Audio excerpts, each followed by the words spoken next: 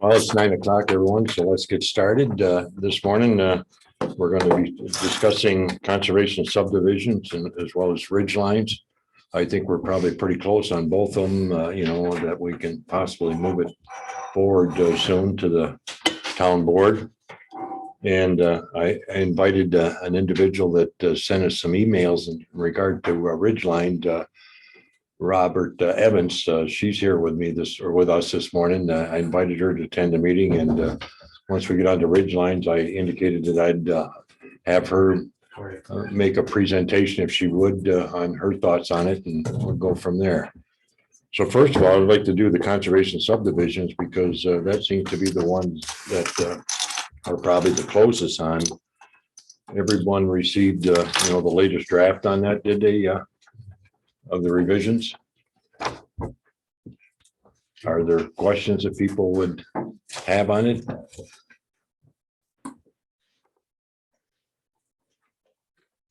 Doug, you seem to be the lead person on this in the past, so I hope you will go with it again. Well, Barb Johnson has gone through this a couple of different times with us. Happy to help answer your questions. I know that I was having a conversation with Barb. If the town board sets a public hearing at the July meeting for the August, she would plan to come to the August meeting to do a kind of final presentation of the public and everything. The same night that the town board would be holding the public hearing and taking action on it. So that's kind of the game plan right now from her side of things, and she's kind of led us through this. The next logical step is to send it to the town board. So consider setting a public hearing. No, I know like Tom and Chuck and I have, listened to, a lot more on the conservation subdivision because of being on the subcommittee. And so how about you, John, or you, Bob? Do you have questions that you may have on it at the present time? Or I'm impressed with what I read. I don't have a question. Okay. I guess I'd like kind of a brief on what's motivating this and what is the desired outcome. Well, I think you have the printout there, right? So the purpose is on the first page there, but John just kind of give like a 30,000 foot summary. What I would say is, that's what I like. Yeah, the current conservation subdivisions is, I would describe it as the wild, wild west, where anything goes, and it's basically the developer to get out of jail free card. In that they can come in and basically propose whatever they want, and then it's up to the planning board to either say yes or no. And there's no real guiding principles associated with it. Whereas this sets a lot more parameters in place and gives direction. So this, Gary, you just told me, what was it, 2018? We started down this road with looking at conservation subdivisions. April of 19, yeah. April 19. And that was through, that was something that was called out in the comprehensive plan in our action steps to look at. It's also something that was called out in our farmland protection document, our agriculture enhancement plan. And it's something that went to the town board, and the town board said, yes, please address this. And so that's kind of just the overview of kind of how it gets there. But it really, the purpose of the regulation is to really set aside or really put some parameters associated with the constrained land and what can be included for development purposes and how you go about that, how you handle natural resource protection aspects related to conservation subdivisions. So, that we do have something called an NRI. That's a very large 300-page document that ties into this, and there's a whole variety of it gets very complex. It really does. But that's the 30,000 foot version now. So.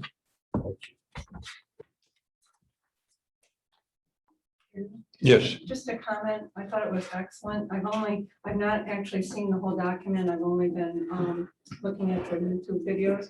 But I know at the last meeting, it was mentioned about having a training session for town boards and committees. And I thought that was a great idea. And I'm hoping that that would be recorded so that new people coming on boards would be able to view that as well. Thanks, Robert. We do have, I'm trying to schedule one right now for the form-based code. We had talked about that. That one would probably come first, and then maybe the conservation subdivision after. But the form-based code, as we all know, is also something that's very eminent. So because it's such a new concept, having that would be Berkeley in that particular case, coming into a training with all of our boards and everything. That's the town board agenda, isn't it? It is, they set a public hearing for the July meeting. We're actually looking at possible date. I think it's July 15th. Yes. Is that okay? Yeah. Yeah. Prior to that. town board meeting. Anything else, John, would you like to No. discuss? Then there's- Going back to your question, we presently have regulations on conservation subdivisions. They've just been very difficult to interpret and enforce and be meaningful. This is just trying to create a hierarchy of stuff that's worth preserving. Hopefully make it more understandable for both the planning board and the developers. Hopefully, with everybody getting a good outcome. And it's, I don't care how long we've been working on this for. A Oh, year we- and a half probably with. We started in April 9th, 2019. Hopefully, it's been made more workable, understandable for both the planning board and the developers. Are the parameters that are set forth in this consistent with what we've been using? Just made more understandable. Not more stringent, just more understandable. And hopefully better outcomes for everybody involved. Again, there's no silver bullet. I was trying to simplify it. And it defies simplification. I Obviously, like so many of the things we have in the town. It's just, But this whole topic has come up when Gary, is on the agriculture committee. I recently had a conversation with the agriculture committee. We have a strategic farmland protection area. We have the Paddleford Brook Greenway, and we have a strategic forest protection area for that matter. But specifically as it relates to agriculture in our farmland protection area, those are areas where we've identified that these are prime soils of statewide significance. And we would like to, if at all possible, preserve or support the farming operation and make sure that that can be available for future generations. The current conservation subdivision regulations, anyone could go in and propose a housing development in one of those farm fields in that strategic farmland protection area. And basically build whatever they want. The planning board would be difficult for the planning board not to approve it. These regulations is still very similar. Anybody could come in and propose a housing development in that strategic farmland protection area. The Ag Committee really wants to see this go a step further, right? And don't you think that's Oh, fair to definitely, say?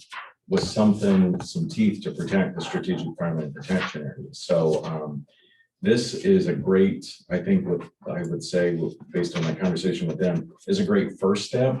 And they're certainly supportive of this, but they would like to see this go a lot further. Is there a way to have some teeth to protect watershed areas as well? Well, there's the Canandaigua Lake watershed, and there are regulations relative to development in the watershed, whether or not the town wants to do something above and beyond that. I mean, that's the same as, I mean, I guess you wouldn't have the same regulations for all the different areas. You have the strategic forest protection area, you have the farmland protection area, you have the Paddleford Greenway, you have the watershed, but then you also have zoning, and that's the purpose of Yeah. zoning too. We have 25 different zoning districts in the Yeah, town yeah. of Canandaigua. So it's really, if there's something specific that the town wants to do relative to zoning, they should look at the zoning regulations for that specific district.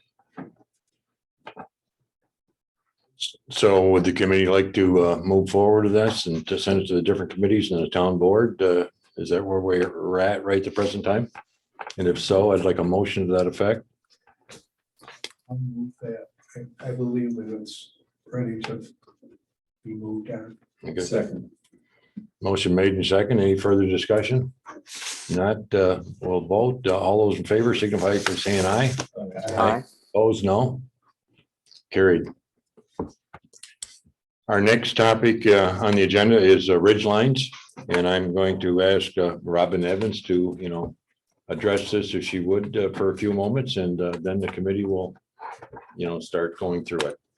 Thank you, Gary. I'm very excited about this proposed law. I think that it will be really important to add to the existing land use tools that we have to protect the natural beauty of the Canandaigua Lake area and the town in general, and keep it a wonderful and desirable place to live. I just wanted to take a look at what we currently have. We have a very good draft law that's dated 1/9/2018 that can be improved upon with a little bit of tweaking. We have maps of ridge lines from 1,000 feet, 1,100 feet, 1,200 feet that Johnson put together years ago. There's maps of the view shed from the lake. There's a number of those. There's a listing of scenic views and vistas and scenic drives. And there's a visual impact assessment questionnaire already, although I think that could use a lot of work. So what needs to be done then to continue this process? I think the first and major thing is that it needs to be decided on how to define this ridgeline viewshed protection area.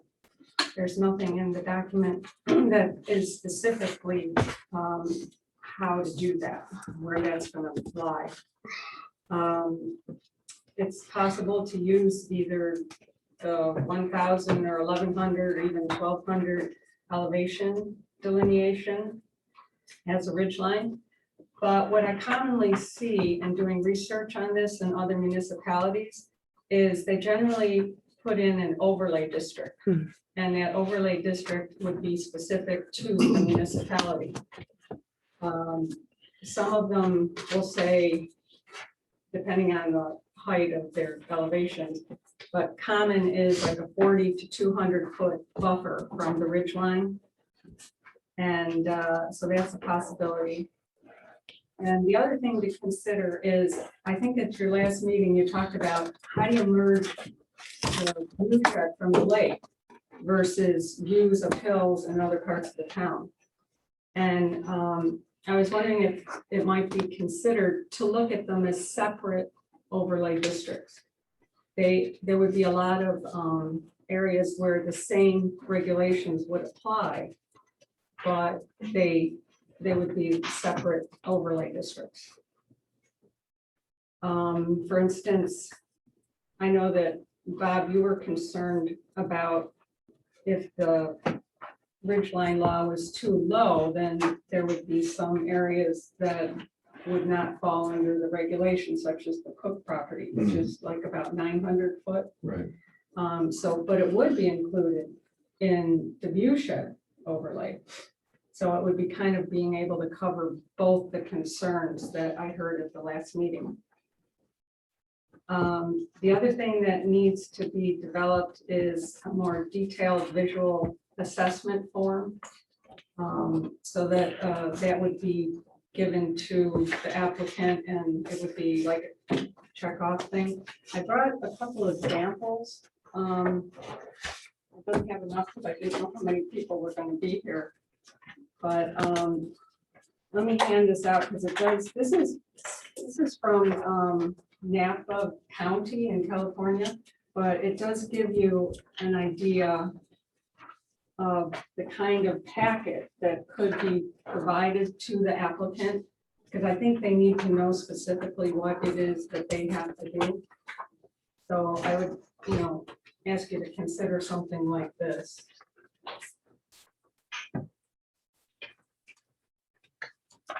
Let's see. I don't know if you're interested, I'd also have some copies of what other communities have done for ridgeline and or viewshed overlay districts. But I think the one that we have is good. It's just, a matter of tweaking it to meet the concerns that for specifically Canandaigua. So that's really all I have. I can read these with you too.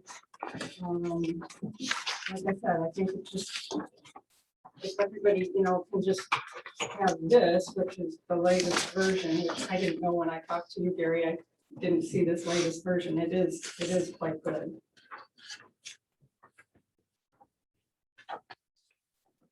Robin, did you live in California? No. All You of my just troll research the internet for something? is, it's a wonderful thing. The internet. And you live where? I live in Harvest View, so I do have a vested interest in this. I am, if this law had been in effect, I would probably not be living there because I am at the 1,000-foot range. So, yeah, that. But there was no law. The homes were built and it's a beautiful view. But I think, like I said, I agree that it's unsightly to see developments on the top of ridge lines. Very much so.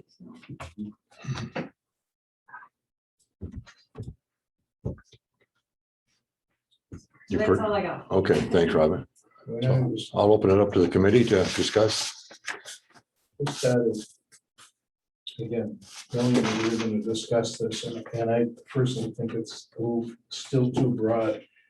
Just coming out to 5 and 20 here, looking over to the north, all those homes off of Buffalo Street Extension. Mhm. If this law was in effect, would those be there? Think about it. You see a mass of roofs that are from a common viewing area, and we get into the issue of taking. Somebody you are certainly familiar with your legal issue, the guy that buys or the gal that buys Cook's property, you're gonna tell them, nope, you're not gonna build there, pal. It's a dangerous area that we're embarking the traffic. But by the same token, it's dangerous not to do anything because that. I understand. That's where we're really You kind of, know, but, caught. so many times, and I guess there's something going on the east side. People objecting to proposed project that is in its infancy. How much should a municipality control? And do you make much of your property or much of the property that's privately owned unbuildable? Or you diminish its value considerably because you can't build where people would like to build. It's a constant struggle, so I think we should be careful. I would add, though, that's why we need something like this. From what I think anybody here, there's a specific, not to mention by name, but there's a specific project on Middle Cheshire Road that you talk to a bunch of people and they say, well, that wasn't approved when I was there. That wasn't approved when I was there. That wasn't approved when I was there, but there it is. So in that argument, I mean, that's why we have zoning. I mean, if somebody says, I want to be able to put my hot tub on the back of my lake house towards the lake, they can't, unless they meet certain restrictions. So I don't see any difference with that. We're just protecting the ridge line in these views. And I think the best example from doing a lot of research, talking to Robin as well, talking to other people throughout the state, I think the overlay is the cleanest because that way, basically the onus is on the developers. It's like, okay, if you want to purchase this land, if you want to develop, that's fine. But with this checklist, prove that you don't fall into these certain areas, and then you can go forward with your project. It makes it cleaner, like we're talking about with the conservation subdivision, with the, with the other districts that we have, make it cleaner for the developers so they aren't going in blind wondering, can I or can I? Well, it's in an overlay district, so I know that I have to meet these certain requirements if I want to build there, and if I want to do that. But I think overlay is the cleanest, and we can make it more specific and have two, because we have lakes, and then we have the scenic view all down, the north, you know, the cooling in Michigan, that whole corridor, those broad swaths of hilltops and everything else. Well, it's a very complex issue. I remember when I was chairman of the planning board 15 years ago, we had ridgeline guidelines, which is all we have right now currently, because this isn't in the books. Something clearly has to be done. However, it can't become a situation where it's unbuildable, as Tom says, or else that will cost this town dearly fighting Article 78. So we have to keep that in mind too, as part of our fiduciary responsibility for the town, being on the town board. Now, when I was on the town board, we worked with Morels for months on end to move that section 9 back to the east. And then they changed the scope and scale of what they wanted to do. They came back in and we have what we have there now. I find it, I'm not a native of this town. I moved to Middle Cheshire Road in 1984. The first 3 years I was out there, 50 houses were built along that road. It's totally different than when I moved out there, and every succeeding development that's occurred, people have said, well, we want to protect this area after they got theirs.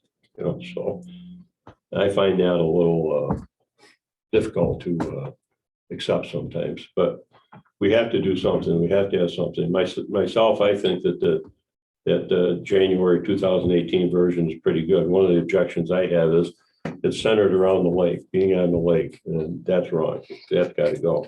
Can't be just the lake. Whether an overlay is the right approach or not, I don't know at this time. I'm not a member of this committee. I'm just sitting in on it. But clearly something has to be done. The only issue I really had with that was the definition of, you know, what we're dealing with, ridgeline. I think it needs to be ridgeline view sheds from certain areas, perhaps give examples of areas. Not singling anyone out, but, you know, picking a few to just say, drive down this road, look at this. And the rest of the thing, I mean, moving off the ridge X number of feet, and, you know, some of the other buffering and shielding, and cutting out old deadwood and all that stuff, fine with me. So I would accept that, but change that definition slightly and give the planning board some flexibility in applying this document. So my feelings. I would also add, being an outsider coming in and just being here 10 years, I'm still an outsider. You're a newbie.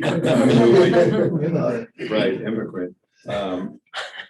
What we have is an area, we're in demand. Victor, Farmington, us, Ontario County. There aren't other counties like us upstate in this region. We're in demand. It's sort of like we're having a mini gold rush. People want what we have. And if we readily give it up and the pressure's there, we're going to be sorry later on. That's my feeling. If it looks like we're putting up more hurdles for these people, well, so be it. But once we give this up, once it happens, we'll have nothing but a visual. Just like in your own house, you put something up on a wall or you make it something, you have to look at it forever. And you can be not happy sometimes with what you did. We're sitting on a mini gold mine. Canandaigua is day by day, it's more and more talked about as a place to build, to recreate, whatever. And I don't feel we should. I understand the pressure of the developers, but I don't see us, having an advantage going for a quick buck, if that's really what it means. And I don't think that is necessarily what it means. But I understand what Tom is saying, that it's not going to be easy. And even looking at the vantage points, where you start for the details are difficult, without a doubt, but the concept is real. We shouldn't readily be ready to give up what we have is special. You know, Lakewood Meadows 910 has been referenced a lot here relative to the ridge line. But just take a step back for a quick second. If that application came in today, and let's hypothetically say the conservation subdivision piece that we just talked about was approved. And now that we have the open space, the NRI approved, and there's actually a visual impact statement, and there's a variety of things in the open space plan that that team all worked on. I don't know that that would be able to be built like it is today, even without the ridgeline law. But you can't say for sure. And you'd have to run the analysis. Yeah.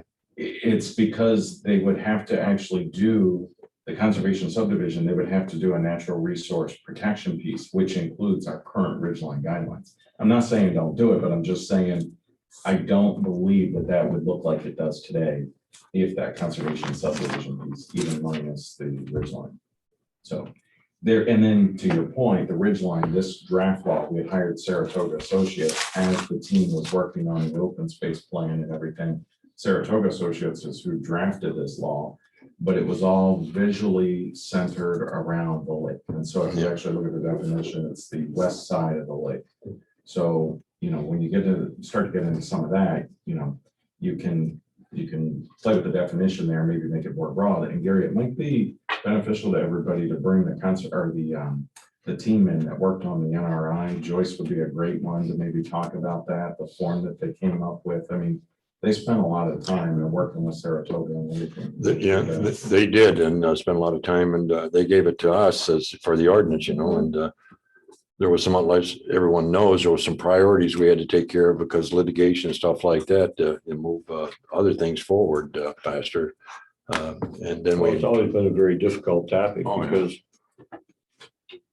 sitting in on those meetings over the years, people have differing views on what view sheds and such are. And every time we seem to be getting close in those sessions, something fell apart and it just kept getting pushed down the road further. It's got to be done now. It's got to be resolved. I mean, that all those other protections that we've built in will help, but this will kind of, if there's a little gap in that circle, we'll close it. So. And this will also streamline it too. Yeah. I mean, it'll just streamline it and take the guesswork out of it. And we're talking about, you know, the damage to the town or litigation. I mean, once this is in and set in place, I mean, people know what they're dealing with and everybody's on the same playing field and there's not a guessing game. Well, the other thing that I'll do hopefully is, you know, I think of things like the form-based code area that we're working on. That area is essentially meant to encourage development. That's meant to encourage heavy development. And it will make that property, I would imagine, of a higher value to the developers anyway, and do exactly what we're wanting it to do, which is bring the development to the places where it makes the most sense for the town instead of sprawling it along the lake shore. I'm gonna have you look at that. If you want to, you can make copies. That's just one copy I brought with me, but it might answer some of your concerns about ridge lines, and it's very common in municipalities. And there's also studies done that have shown that it doesn't negatively affect property values, which is in there also. Well, I spent some time trying to find some information on the internet in regard to places that I've, you know, looked before for what they have on their books in their different towns. And I looked at Skinny Atlas and I looked at Saratoga, I looked at Glenmont and or Bethlehem, I should say, the town of Bethlehem. And I really couldn't find much unless I wasn't looking in the right places for, you know, this topic, what they were doing. Overlay or ridgeline protection? Ridgeline protection, yeah. This here are a few. This is Copic and Cram and Phillipstown, where they have overlay districts. I don't have copies, but there are a few. Yeah, they're further down and towards the city, right? In Copic and Emily. I've got a couple of comments for what they're worth. Sure, John. First is this whole document is centered around map. And the only map I've seen is the map that was done by a town employee. And I think if we're going to move forward with this, I think we have to have a map that is done by a licensed professional. That's one thing. I support this. I support having some protections for our natural beauty, as Bob so beautifully articulated. I support that completely. So just get that out there. But I do think that if we're going to do this, and it all is going to be based on a map that is going to be published by the town, I think it ought to be a licensed professional that provides that. Secondly, I think this document is very restrictive in terms of the criteria that it's relying on. And the one that I find the most heartache with is the 25-foot building. And there's a couple of others that are in here that I had some heartache about also.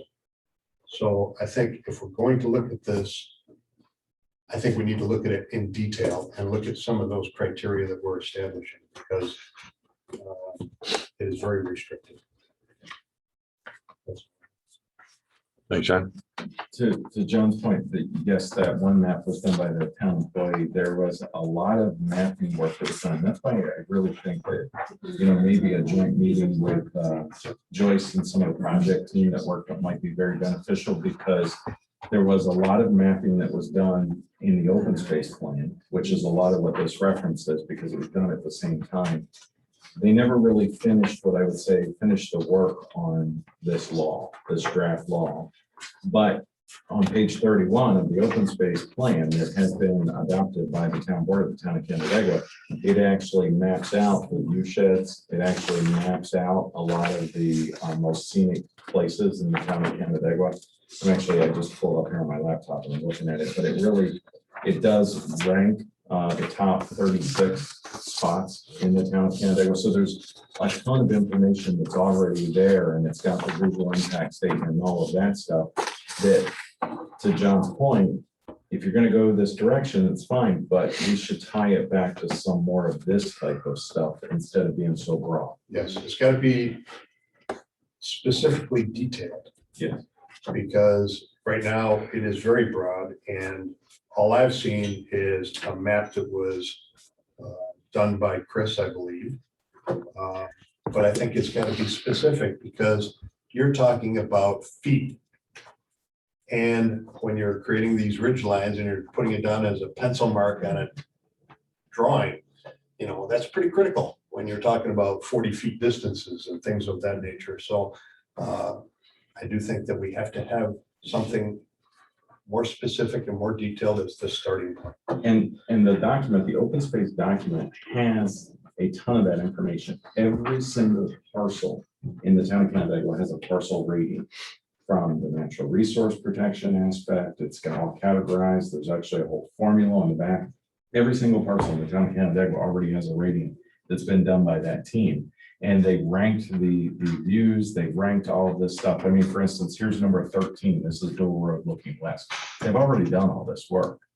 But the part that's missing, I feel like, is the connection between this proposed law and this document to enforce this. I don't think it's as broad as we really tie them back together. I don't think it's as broad as Focusing on those key areas that could create, I keep using the term overlay because that's what I'm in favor of, but could rank those into 2 overlay districts, or based on grading of what they are. So focusing on those specific ones. Well, to summarize, I think what you're saying, Jared, you could have one overlay map that targets 40 of the best view sheds in Canandaigua, as an example.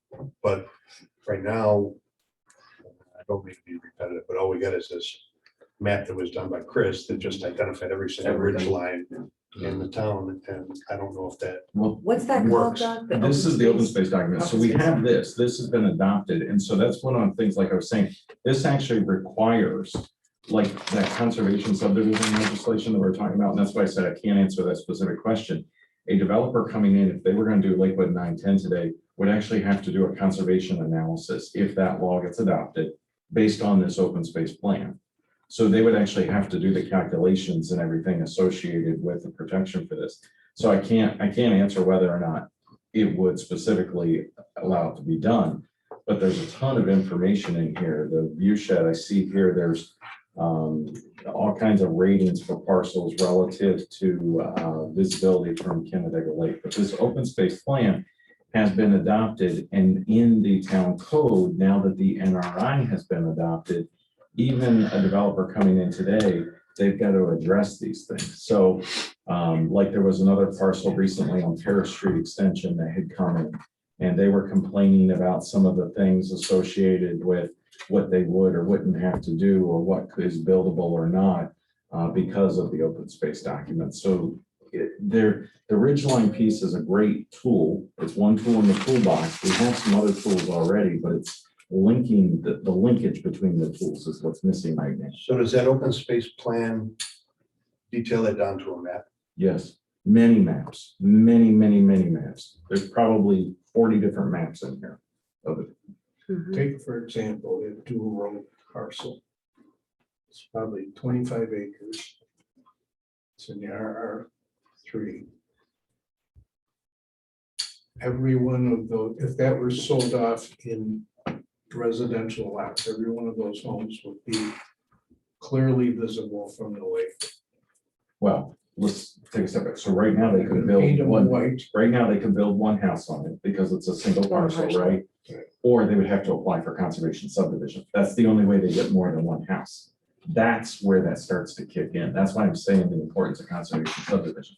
And yes, we can take it a step further. We can talk about the tools and everything else, and we can talk about the ridgeline, but then yes, you're absolutely right. If they went through the conservation subdivision analysis and they got approval to build more than one house, then, and they did that, you're absolutely right. Everyone would be Then- visible. And they're gonna paint them white.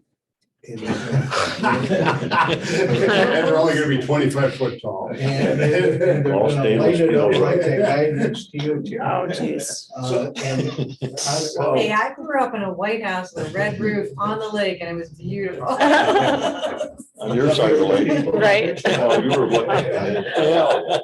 So. But that It's not an example, easy solution. no, No. but that example of dual road, if you're on the lake and you're looking up at that hillside, that's the top of it might be ridgeline, but it's that area leading up to it that where multiple homes or whatever could be built. So, is that a view shed?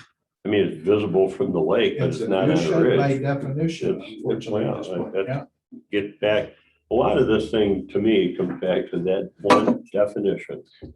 I mean, a lot of the setbacks and the whatever's the buffering and all that, I think everybody probably agrees with, but it's that definition of how you set that apart. Still getting down to individual opinions.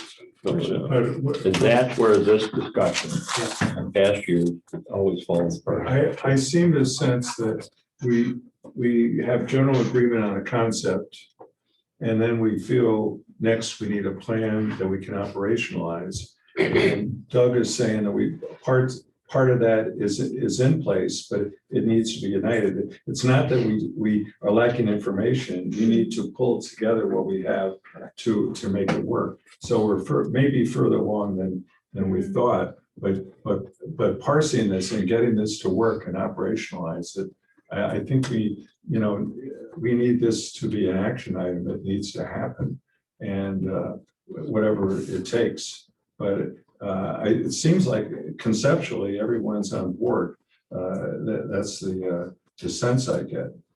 Doug, as a follow-up, you said there are many maps. Can these many maps be reduced to a couple of maps? Well, the maps, so. I'm saying a couple, I'm hoping we can get it to one, but I'm being a little bit lenient. John, seriously, I don't think we have to go to that extent. And I know that the legislation, the draft legislation referenced a specific map. Yep. We can reference the open space plan that's been adopted by the town of Canandaigua. Then we don't have to define any maps. The maps are specific to whether it's view shed or whether it's agriculture. So it would be or protected status or a whole variety of different things. So if we just reference our open space plan associated with this law, then we don't have to worry about creating maps. So an action item for all of our committee members here should be to review the open space plan. Right. I don't Yes. think it's a pretty in-depth. I think you're gonna struggle. That's why I would suggest maybe The meeting. having Joyce or somebody who can walk us through it. So if we struggle as a committee, how's the developer gonna deal with this? Well, the developer has engineers, right? Or a builder. Or the same developer builder, they have engineers that they're gonna come in and they're used to this and they're already starting to do that process as they bring in applications, because the open space plan has already been adopted. So that's already beginning. The big difference, I think, now would be that conservation subdivision. That is a major tool that's been missing. Getting that in place, that helps a lot. Then you take a step further also, or simultaneously or whatever with this ridgeline piece, that's great also. But it needs to all tie together, as you're saying. Chuck, I apologize for not recognizing you before. Your committee's the one that's going to be affected the most. What's your thoughts on it? Well, it's funny, as I sit here looking down upon you folks, You said. it's almost like a vibe that I got. Everything that I was thinking as possibilities was the direction we should go. Someone brought up. I was thinking as the concept of the overlay was brought up. I'm saying that's a good idea, and sure enough, Jared jumped right in there and proposed that. Then I'm sitting here thinking, well, we've got to come up with a definition, a delineation of the overlay, and then that's when John brought the question up about the mapping and how we're going to define the overlay. And then Doug chimed in with we can use the resources we have currently. And I think that's sort of the way we should be going in terms of considering an overlay that would be delineated using the resources, the open space map, the NRI, and coming up with an area. And then I guess the final challenge would be coming up with the restrictions and regulations that will apply to that overlay district if someone would want to develop in it. So I think we're going in the right direction. I'm certainly excited, and it's as Tom said, it's got to be something that's easy to work with. It's not cumbersome. It's easy for both the planning board and the applicant to analyze and work with. So hopefully we can. I think we're going in the right direction. So I praise you folks as I look down upon you. Or the ridge line. Well, he is located a certain distance off the actual ridge line. Yeah, you're gonna have to paint the top here, earth tone. So what's the committee feel that the next step is to have a joint session with Joyce and the people that worked on it to get their ideas, and then we can proceed from there. Well, that's certainly reviewing that. Right. Yeah. Serious that. Yes, it is a series of documents because it's the open space plan and the natural resource inventory. They're partner documents that you have to really consider both because they go together. And both of those have now been adopted by the town board. You can see those online. They're both on the website. And then we should be working toward what regulations would apply to the area that we define within that delineation. So Doug, you said the open space document, it defines for every single open parcel in the town, It correct? does. And so does our agricultural enhancement plan. So that's a separate plan, by the way, that kind of relates to this also. So how would you know how you would be developing, say, a location that already has a house on it, if that's something you're tearing down and changing? Is that defined in that document as well? So it depends on the specific. So every parcel has a rating. So for instance, if it's They are rated. farmland that has really good soils, that has a much higher rating, and you can look, there's actually a map, and you talk about maps, but there's a map that actually shows you the highest rating parcels that you can just look at it. You can see like a deep purple is the highest rating parcels. Same for the open space. And so you get a house that's, maybe a 2-acre lot that already has a house on it. It probably has a very low rating because it's already been developed versus a larger parcel that has natural resources on it that is. But they're still defined in that document. They're all defined. That's what I was wondering. Thank you. In both documents, the agriculture enhancement plan and the open space plan. My concern with that ranking is that it tends to be a little bit subjective and that certain properties are not given additional credit, to my knowledge, for being wholly within the Canandaigua Lake watershed. They are. Every single one of them. It's actually one of the factors in the rating formula. Because I've seen The the team went through. location, the location from stream, Yep. and if there's wetlands and that kind of thing, but Yep, it is. I didn't see something specific to this parcel that's wholly within the watershed and should be given more. There is. If you actually go all the way to the end of the document where the ratings are, you actually see there's a whole nother section for watershed protection and those types of things specific to the open space. There's also in the agriculture enhancement plan, there's a rating factor for if it's in the watershed or not. But the agriculture enhancement plan, you also have to think about it from perspective, and that's to your point. Agriculture enhancement plan is for the promotion and protection of agricultural land, so it's geared towards that. Open space plan is geared towards open space protection, natural resource inventory, which I think is more along the lines of what we're talking about. And so there's some additional ratings versus, like, for instance, when you're talking about agriculture, and Gary, chime in here because you were involved with me with writing this, but and by the way, Labella is the professional firm that has done this all over the state that wrote both of these plans for us with years and years of work from our committee members. But the agriculture enhancement plan, for instance, when you're talking about agriculture promotion and protection, farming operations like to be near farming operations. And so there's higher rankings for large parcels that are adjacent or close to one another, because when a farmer's going along and he's plowing, he doesn't want to have to pick up the plow and then drive 5 miles down the road before he can drop his plow again. So there's extra ratings for those types of things, but it's all in the various documents for that. So, but it's spelled out, actually, the rating criteria and everything is spelled out. And Gary, that's where, maybe Joyce and Barb Johnson worked on that with Joyce, that's Labella, as well as the natural resource inventory. It might be a good idea to have a joint kind of. Yeah, we will. Refresher, just so everybody understands what we already have. Right. Well, this is something we can set up with them, and then I can let the committee know when we're going to be able to meet, stuff like that. Possibly we could meet at our next regular meeting. I'm not sure. Well, it's not going to be July 5th would have been our next regular meeting, but that's a holiday. So what about the following Monday? Is that agreeable? July 12th for everyone, and then we can see if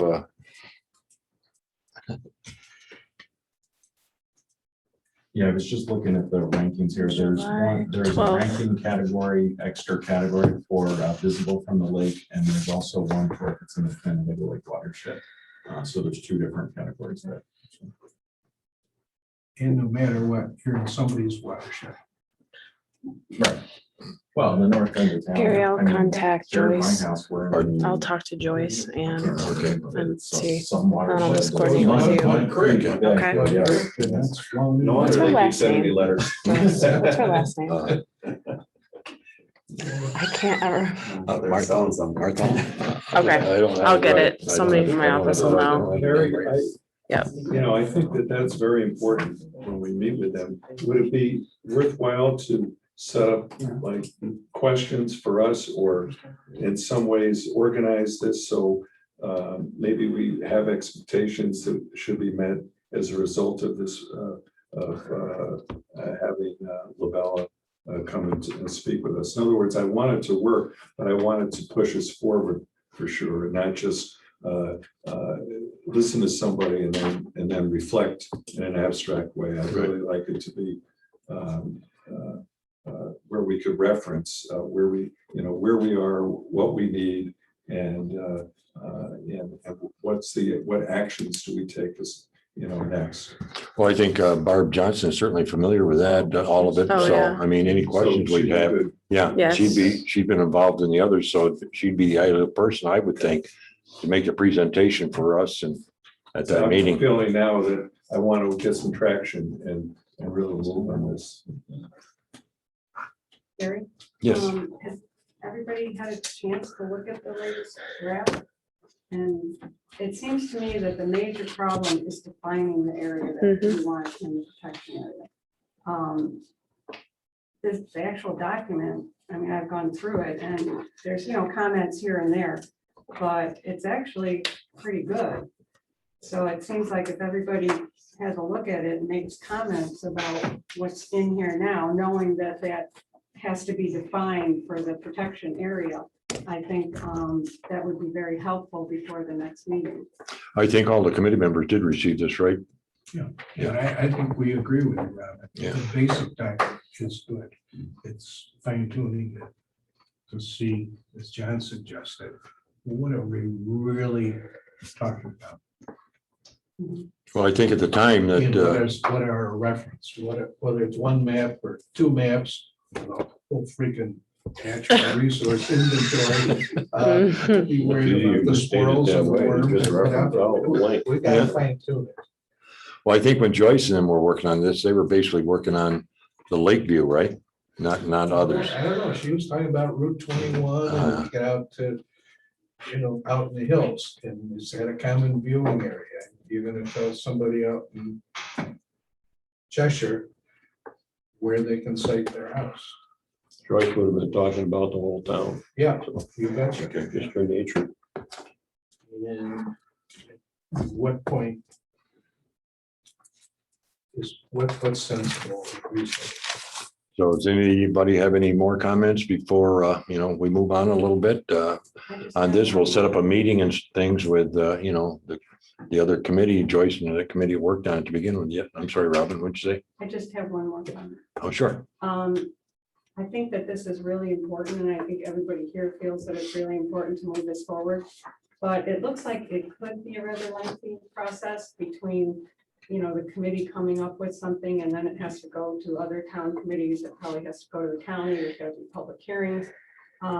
It looks like it could be a number of months, like maybe into the fall, before it's actually a law that would be enacted. So I'd just like to throw out there that maybe this committee would like to consider talking or encouraging a moratorium on any new development. I see Terry shaking his head. Nope, not me. But there's gonna, it could be quite a while, could be well into the fall before this is ready, and Well, what happens in between would affect, all of us. I mean, Terry says, yeah, well, 9C should never have been built, 9D should never have been built, but it was, because there was nothing in effect. But if there's a moratorium on anything new coming in, not affecting anything that's already on the books, but something new to say you have to wait. And there's a lot of evidence that says, moratoriums are fine for municipalities to give them time to develop new regulations that are not already on the books. So I just like to throw that out for consideration. Well, what I was gonna say now, we're kind of moving along fairly decent clip as it is over what was allowed. We got the conservation subdivision moving forward. That's gonna have some bearing on this. And so for trying to put the brakes on as far as having a moratorium, I'm not in favor of it either, because I think we're moving in the right direction. If we weren't moving in the right direction, then I would certainly maybe agree to a moratorium, but not at this time. And I think that even though what we have now is guidelines, that the people involved in the planning process have certainly embraced the attitude that's prevailing here. So we'll be very careful in regard to view sheds and ridge lines. I do think the moratorium is too severe. But it also would depend on what's in the pipeline right now.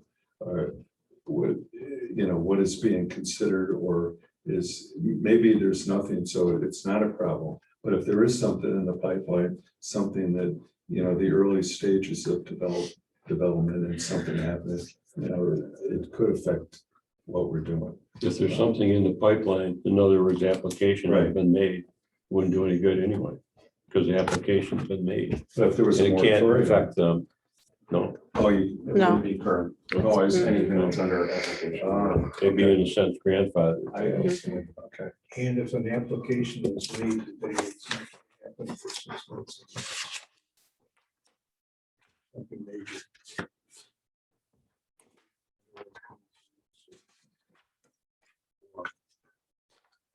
More than. Amen. I'm being careful. We'll move forward on that then, and we'll set up a meeting with Joyce and her people, plus, Barb Johnson from Labella. to move forward on that. And our next meeting's tentatively the 12th. The 12th, okay. A couple other items that I'd just like to briefly discuss. I got an email on and, Bob and John on the zoning board in regard to a house fronting on 2 streets. I was not at that meeting. Right, I'm the one that suggested. Mhm. Okay. The reference. Well, when I read this, serving on the zoning board for 13, 14 years, we had some of them come up very infrequent. Probably during that whole period of time, we might have had 4.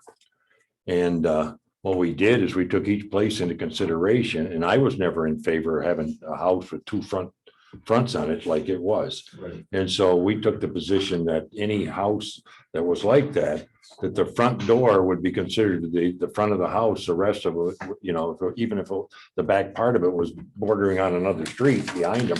And there's many of them happening, because I remember in Old Brookside was one of them that comes to mind. It was on a corner lot. Every corner lot, you're gonna have a restriction on that house, boarding on another street if it's a small subdivision. So we would grant them individually as they happen, because they happen so infrequent. It indicated here that we do have a law in the books, and I understand it, about double frontage lots. And so that's, my thoughts on it is the zoning board apparently move forward like we did in the past, move forward on it. This one was very unusual Mhm. because of what it's zoned. It's not straight residential. It Oh, was commercial I don't remember the designation, Industrial. Commercial? It's industrial. It's industrial, okay. And that's why we didn't treat it like it was, Oh, okay. I didn't see any of that in the Right, emails that's and the stuff I rub. got. That's the rub. Oh, We okay. said if it's commercial, why should they have to be living under the rules of a residential? That's really what it was How about. about if Okay. we just inserted residential lots? Yeah, I guess that would work. I mean, I don't know if that takes care of, my jaw dropped when Doug earlier said we had 25 different zoning districts. I never counted them up. So before it's like, whoa, but that's really what happened here. It was such an oddball, designation, they were being treated like it was a regular house. And that property is not about that. So that's what it was about. Okay. So change the code on 179-19H to put residential after double frontage residential lots.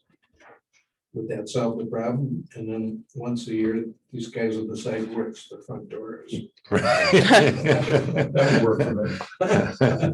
Oh, did the zoning board approve it, Bob?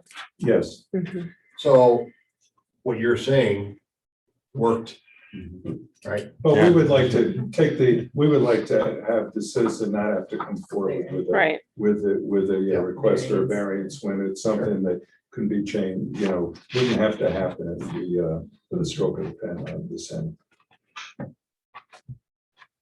No, we never got excited about that when I was, on the CBA, Right. because it happened so seldom that, Right. Yeah. you forgot about it, time the next Yeah. one come up, about the Yeah. previous one. Correct the code this easily. And Doug touched on the other topic, the Ag Protection Act, there was a great concern among the committee members of the Ag Plan in that regard about, farmland being, developed and stuff like that, and infringing on good farmland that's still in existence and stuff. So the Ag Committee, I think, would probably like to have a meeting possibly with this committee also to explain their thoughts on that also down the road. Is that your reading on it, Doug, when what the meeting? Passionate about it. I think they would very much like to meet jointly with the ordinance committee and talk about maybe some things that could be considered. Okay, is there anything else that you'd like to discuss today? Pardon? Start meeting weekly. For already twice a month.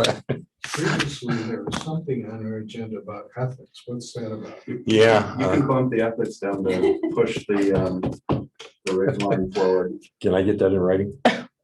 Give me that piece of paper. I'll do it right now. I'm gonna be a famous chicken. Matt, run a map. Anything that you'd like to add before we adjourn, Chuck? I'm all good. Okay, Good meeting. all right, yeah. Does anyone else that's viewing this meeting today have anything that they'd like to offer? Guess not. Well, everyone, everybody will hear from Shauna or whoever and in regard to the next meeting with. I'll set it Georgetown. up. Yeah, I'll let everyone And, know. So without that, I think this worked better for me, being in person. yeah, I think for this kind of discussion or whatever, for me personally, this was a bonus. besides you're closer to the pickleball court. Exactly. Well, I gotta get a motion that we adjourn. So moved. Second. Motion made, second, we adjourn. Everybody in favor, signify by saying aye. Aye. Carried. Thanks for coming, everyone.